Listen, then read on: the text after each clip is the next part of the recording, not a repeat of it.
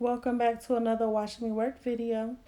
Here we're doing the full set and I'm cutting down her nail tips to her desired length while also sizing her fingers next to each other to make sure that they are the same length all across because you don't want uneven nails. It's not cute and your client gonna be mad at you. So you want to make sure that you know what you're doing. It's very important to not skip this step. A lot of people can eyeball. I'm not there yet. And then so after that step, you want to cut your nails down to the shape that the client wants. So we are going for a coffin shape. So as you notice, I'm cutting down her sides with a straight edge nail clipper, which basically saves filing time. Some people prefer scissors, some prefer a straight edge nail clipper. So that's what I go with right now. And then after you're done with that step, you want to basically crisp the shape out that you already went for. So since we were doing coffin, you notice that I'm basically filing down her sides to define the shape more and then going, on the free edge to square it off at the tip. It's something about this 90-degree angle. I'm not sure if that's the angle I'm doing, but whatever it is, it works for me. I haven't quite mastered the whole 90-degree angle stuff, but in this point, you see I'm filing the free edge to give it that square look. You kind of want to tilt your file a little bit. As you see, I was doing was tilting it to give it that square look at the tip. So yeah, watch me work, honeys.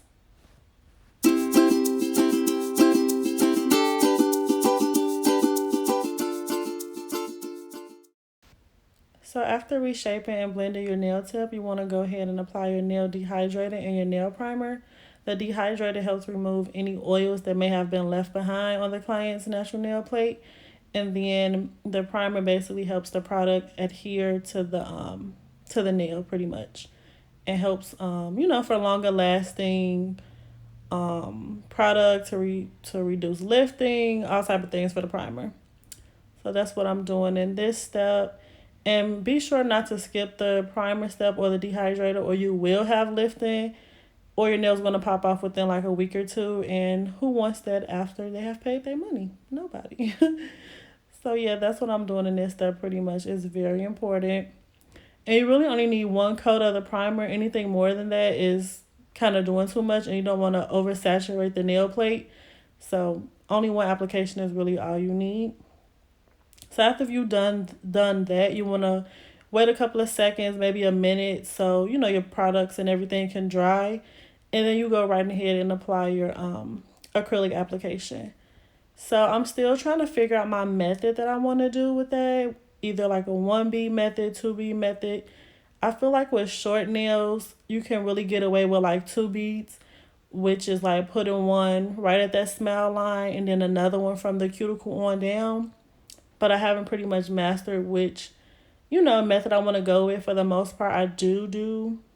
For the most part, I do a 3 bead method, and it does work for me. But I'm still trying to, find my niche. So after I've applied the acrylic, you want to go ahead and redefine that shape. Redefining that shape basically going to help make it crispier, however you want to say it. Because after applying the acrylic, a tad bit of the shape is lost. Because for one, you don't put the acrylic on too thick. So not too much of your shape is gone. But definitely it takes away just a tad. So you definitely want to go in and hit those sides one more time.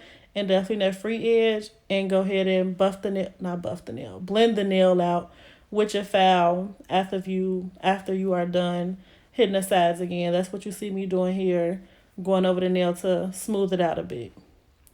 And you definitely want to hit that cuticle area, honey. That's what I'm doing here. Going over the nail, hitting that cuticle area. Pay very close attention to the cuticle area. And as you see, I kind of hit that free edge as well. That helps to like smooth out the ends as well. And then going across that cuticle real smooth there. So yeah, watch me work, babies.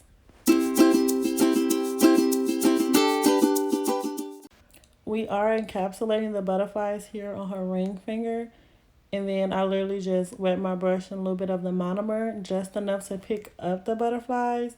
And then you apply a thin layer of clear acrylic on there just enough to cover the butterflies and just enough so when you go back to file over it, you're not removing the butterflies.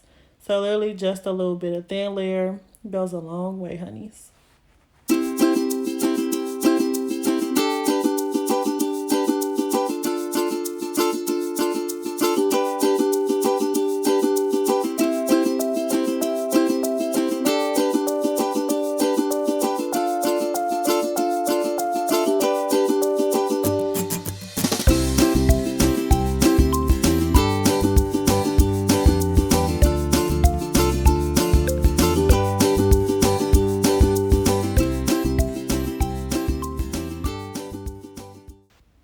So now we buff the nails. This basically helps take away any scratches that may have been left behind from the nail file, as well as gives your nails a smooth surface. As you see, I'm hitting the free edge as well as rubbing my thumb across it to make sure it's smooth.